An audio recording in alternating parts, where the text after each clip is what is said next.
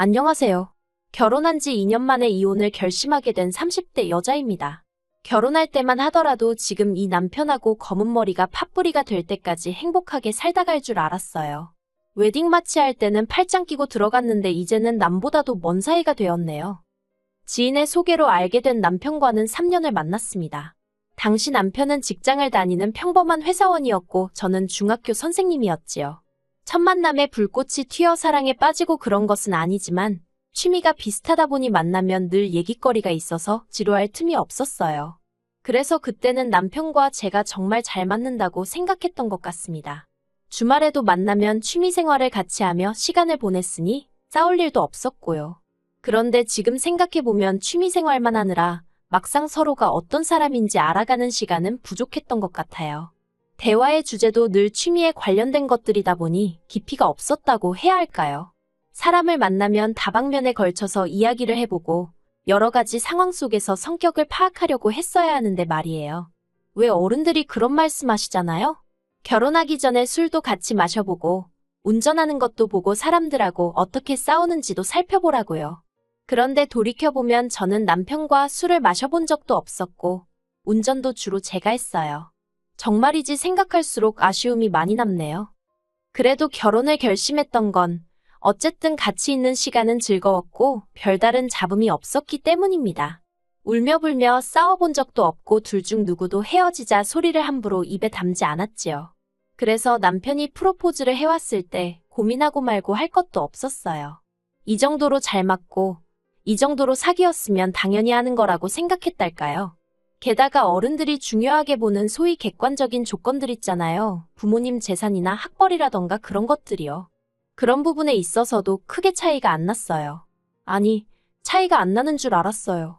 남편의 거짓말이 드러나기 전까지는요. 결혼 준비를 하는 과정에서 남편의 재정 상태는 전혀 의심하지 못했어요. 어떻게 된 일이냐 하면 일단 저희 친정의 경우 친정아버지는 대기업에서 정년퇴직을 하셨습니다. 그리고 친정어머니는 그런 아버지의 내조를 하면서 평생을 전업주부로 사셨지요. 언젠가 친정어머니께 이런 생활이 갑갑하지 않으시냐 물었더니 워낙 어려서부터 조강지처가 되라는 외할머니의 말씀이 있기도 했고 성격 자체가 청소나 요리하는 걸 좋아하시다 보니 당신은 행복하다 하시대요. 하지만 저는 친정아버지를 닮았는지 어려서부터 꼭 제 직업을 갖고 싶었어요. 아침마다 당신이 다니는 회사의 자부심을 느끼며 출근하시는 아버지가 멋져 보이기도 했고요. 아무튼 저는 자신있게 화목하고 좋은 집안에서 자랐다고 말할 수 있어요. 반면에 남편은 아버님은 사업을 하시고 어머님은 은행에 다니신다고 저에게 이야기를 했었거든요. 그것도 몇 번씩이나 말이에요. 그래서 그 말을 철석같이 믿었습니다. 상견례 자리에서도 친정부모님이 시부모님께 지나가듯 사업은 잘 되시냐, 은행에서 근무하시면 그래도 여러 가지 좋은 점이 있지 않냐 그런 질문들을 하셨는데 그때 아버님 어머님 두 분 다 굉장히 자연스럽게 대답을 해주셨고요. 그리고 결혼 준비도 친정에서 1억을 해준다 하니 시댁에서도 1억을 해주셨어요. 그러니 제가 아버님 사업장을 찾아가 볼 것도 아니고 어머님 은행 지점에라도 가서 어머님을 찾아봤어야 할까요? 솔직히 그렇게까지 해야 한다는 생각을 전혀 못했지요. 아니, 그렇게 해야겠다는 생각을 했으면 오히려 이상한 상황이었어요. 그런데 결혼하고 2달쯤 되던 시기에 남편이 샤워를 하고 있었거든요. 그런데 남편 핸드폰에 뭔가 알람이 계속 울리더라고요. 신혼이고 야밤이었는데 알람이 자꾸 오니까 남편을 의심한 건 아니지만 그래도 왜인지 찜찜하고 성가신 거예요. 그래서 핸드폰을 슬쩍 봤더니 어머님이 계속해서 문자를 보내고 계셨습니다. 그리고 거기엔 황당한 내용이 적혀 있었어요. 달랑 하나 있는 부모 아파트 담보 잡아서 1억씩이나 땡겨 써놓고 돈도 한 푼 안 보내냐. 씻고 나와서는 분위기를 잡으려는 남편에게 제가 핸드폰을 보게 된 경위를 설명하면서 미안하다고 하지만 이게 무슨 말이냐고 따졌습니다. 그랬더니 남편이 차라리 잘 됐다며 사실대로 이야기해주겠다는 거예요. 그리고 알게 된 건 아버님이 하신다는 사업은 작은 식당이었고 어머님은 은행 건물 청소를 하신다나요. 그러더니 식당 사장도 사장 아니냐며 그래서 사업이라 했고 어쨌든 은행원들하고 같은 건물에서 일하는 거니까 완전히 거짓말을 한 건 아니라대요. 제가 어이가 없어서 차라리 거짓말을 해서 미안하다고 사과를 하라 했습니다. 말도 안 되는 억지는 왜 쓰느냐고요. 그리고 그제서야 남편이 한다는 말이 미안하답니다. 저랑 결혼은 하고 싶은데 저희 부모님이 혹시 자기를 반대할까봐 그런 거짓말을 했다나요. 아무리 생각해도 이해할 수가 없었어요. 저희 부모님과 첫 만남을 가지기도 전에 이미 남편의 거짓말은 시작되어 있었으니까요. 하지만 이미 결혼은 했고 시부모님의 배경만 제외하면 달라진 건 아무것도 없다 싶었지요. 그래서 크게 실망은 했지만 헤어져야겠다는 생각은 못했어요. 남편더러 더는 나를 실망시키지 말라 했습니다. 사실이 뭐가 됐든 솔직한 사람이 좋다고요. 그리고 이후로 저희는 전과 변함없이 신혼생활을 이어갔습니다. 몰랐을 땐 어쩔 수 없었지만 알게 된 이상 시댁의 사정을 모른 척할 수가 없더라고요.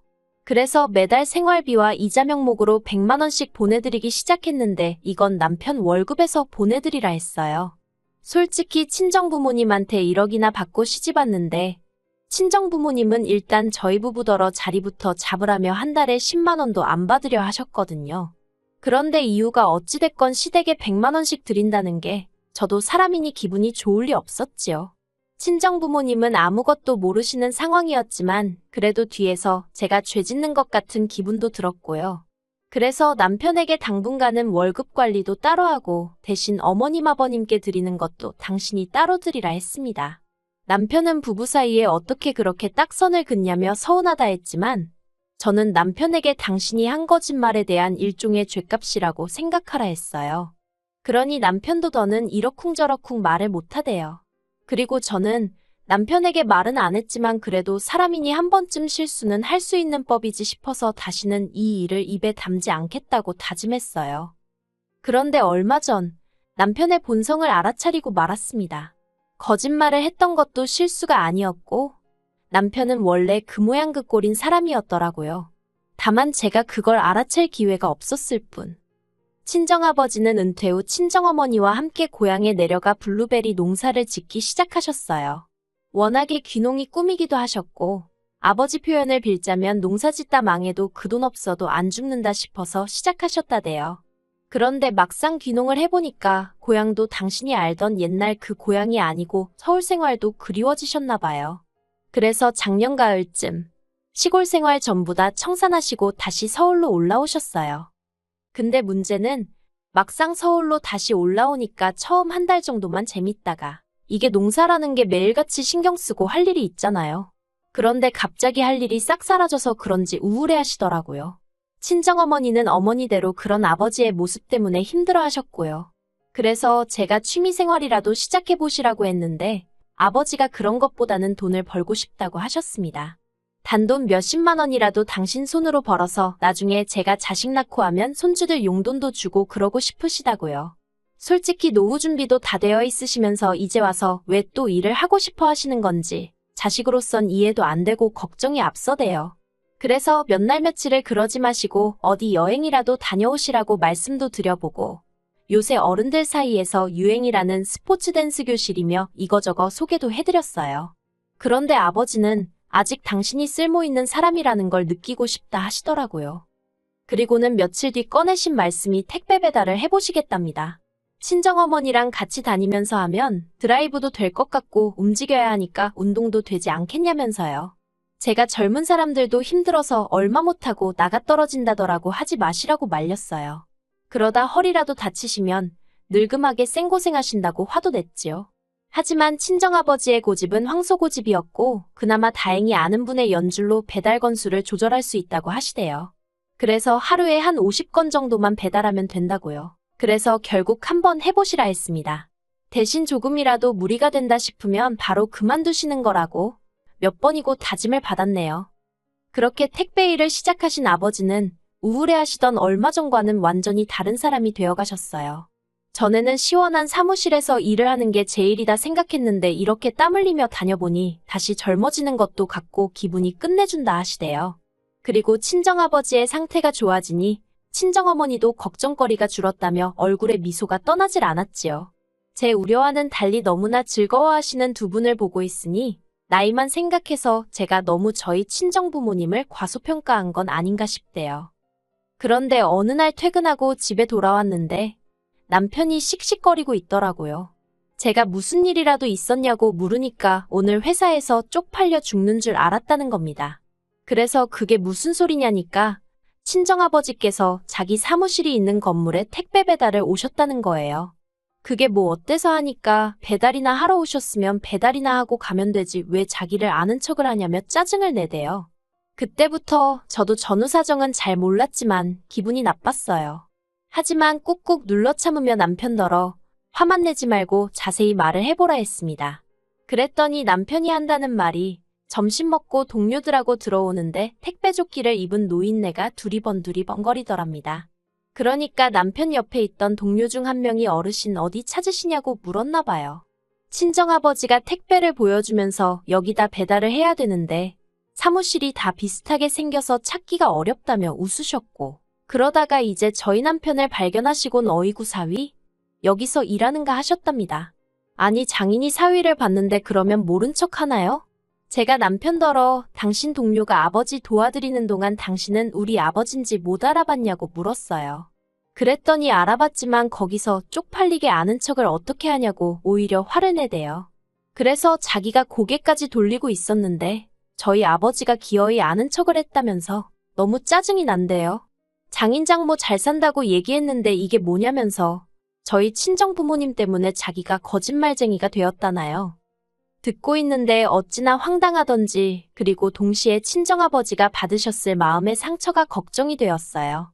하지만 이를 크게 만들고 싶지 않아서 남편에게 기분 나쁜 티를 내는 대신 친정아버지가 얼마나 당신이 반가웠으면 그러셨겠냐고 그냥 적당히 넘어가라고 했습니다. 그런데 남편은 계속해서 하는 말이 이제 와서 말이지만 장인어른은 배려심이 부족하답니다. 상견례 때도 그렇고 이번에도 그렇고 왜 번번이 상대가 불편해할지도 모른다는 생각은 못하고 질문도 너무 많고 어떻게 직장에서 안 잘리고 그렇게 오래 버티셨는지 모르겠다나요.